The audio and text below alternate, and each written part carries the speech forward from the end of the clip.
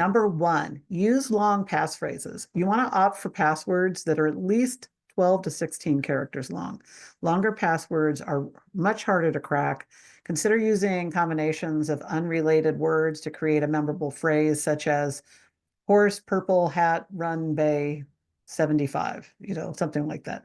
Come up with something that doesn't make sense to anybody, but that would be memorable. Not even that you have to remember it because you can put it in a password manager, which is coming up, but so that it's not a simple phrase that is easily guessed. So use long passphrases.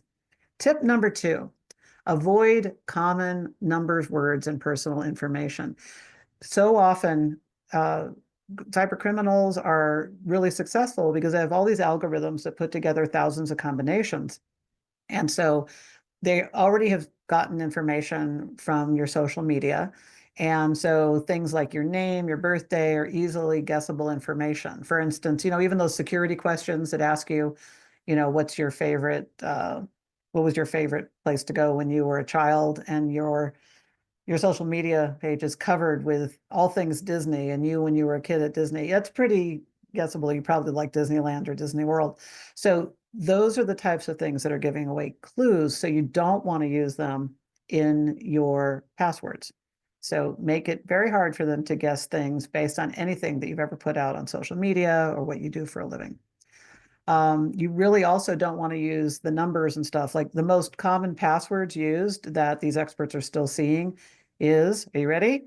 111111, password, password 123, 123456. I could keep going, but you get the picture. Everything that has ever been in a Saturday Night Live skit or somewhere else as a joke or a movie of what you shouldn't use as a password, you should not be using.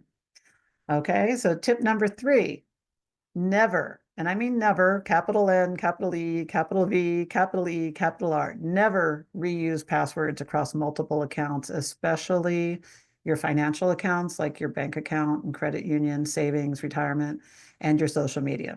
If you are somebody who uses the same password for multiple sites, you're still putting yourself at risk of other ways they can get into your data, but at least use them for the things like newsletters and free coupons and loyalty clubs. Do not use them.